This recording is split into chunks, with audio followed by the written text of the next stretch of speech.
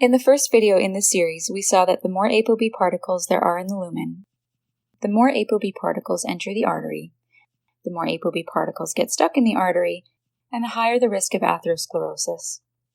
In this video, we'll talk about how to incorporate apoB into clinical care, and we'll look at some examples. But first, when it comes to apoB, how high is too high? We look at three ranges. An apoB above 145 mg per deciliter indicates an extreme risk of cardiovascular disease. An apoB between 120 and 145 mg per deciliter indicates a very high intermediate term and long-term risk. And finally, a patient whose apoB is between 105 and 120 mg per deciliter is considered at high long-term risk and might be at higher intermediate term risk. If your patient falls into either of the first two categories, you may be looking at a case of familial hypercholesterolemia or familial combined hyperlipidemia. What should you do? Recommend lifestyle and diet improvements. Treat the patient pharmacologically as long as there is no contraindication such as pregnancy, and do cascade screening of family members to see if they're affected as well. If your patient's apoB level falls in the lower range, you should repeat and confirm these findings at the next clinic visit and recommend lifestyle measures such as healthy diet, exercise, stopping smoking, etc. Now let's look at a couple of clinical examples to see how apoB helps clarify whether a patient is at high cardiovascular risk. First, say you have two patients who have the same standard lipid panel. Should you conclude they present the same cardiovascular risk? Well, let's see. Both patients are at the 72nd percentile for LDL-C and at the 78th percentile for non-HDL-C. But if you measure apoB, you see that one patient is only at the 45th percentile for apoB, which is just under the average, while the other patient is much higher, at the 88th percentile, putting them at much higher cardiovascular risk due to the higher number of apoB lipoproteins. Now let's take another example where non-HDL-C is at the 65th percentile and LDL-C is at the 50th percentile. On that basis alone, you might conclude that your patient does not present a high risk of cardiovascular disease. But when you measure apoB, you find that it's at the 75th percentile. So which number do you trust? The Framingham Heart Study examined survival rates for patients with different non-HDL and apoB combinations. It revealed that people with a higher apoB have lower survival rates than those with lower apoB levels, even though their non-HDL-C or their LDL-C was the same. And so your patient is, in fact, at a higher risk, but you would not have known this if you hadn't measured their apoB levels. Finally, let's look at a 50-year-old woman who comes to your clinic. Her non-HDL-C is at the 75th percentile, and her LDL-C is at the 80th percentile. But once you measure her apoB, you find that she's only at the 51st percentile. The same Framingham Heart Study found that patients with lower apoB levels have better survival rates, regardless of whether non-HDL-C or LDL-C levels are high or low. And so you conclude that your patient is not at high risk of cardiovascular disease after all. Now, how do we treat hyperapoB? The same way we treat LDL-C, because it turns out that our treatments lower LDL-C by increasing the rate at which apoB particles are removed from plasma.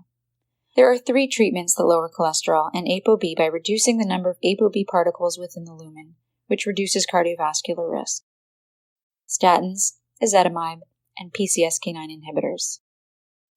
Given these three forms of treatment, how do you judge the effectiveness of the course you've chosen? You measure apoB to assess your patient's response to therapy. The reason for this is that apoB can be measured more accurately than LDL-C or non-HDL-C, particularly at low levels, and because randomized clinical trials have shown that apoB is a more accurate measure of residual cardiovascular risk than LDL-C or non-HDL-C. This has been shown for statin treatment, for statin plus ezetimibe treatment, and for combined statin plus PCSK9 inhibitor treatment. Now let's talk about treatment intensification thresholds. How low should your patient's apoB level be for you to consider that your treatment has been effective?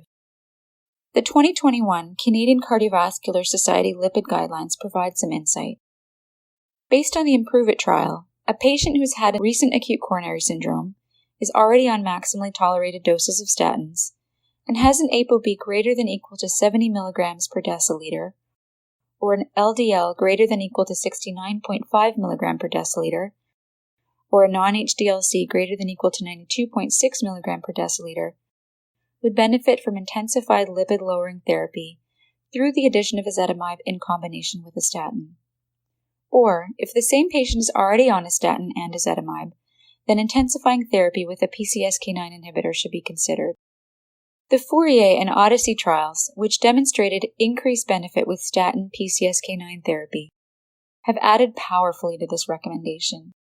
If your patient has no atherosclerotic cardiovascular disease, but does have familial hypercholesterolemia, is already on a maximally tolerated dose of statins, with or without ezetimibe, and their apoB is greater than equal to 80 mg per deciliter, then PCSK9 inhibitors should be used. If your patient has atherosclerotic cardiovascular disease and also has familial hypercholesterolemia and is already on a maximally tolerated dose of statins with or without ezetimibe therapy, and their apoB is greater than equal to 70 mg per deciliter, or LDL-C greater than equal to 69.5 mg per deciliter, or their non-HDL-C is greater than equal to 92.6 mg per deciliter, then a PCSK9 inhibitor should be added. Other guideline bodies may suggest different treatment intensification thresholds, and we encourage clinicians to learn about what is being recommended in their area.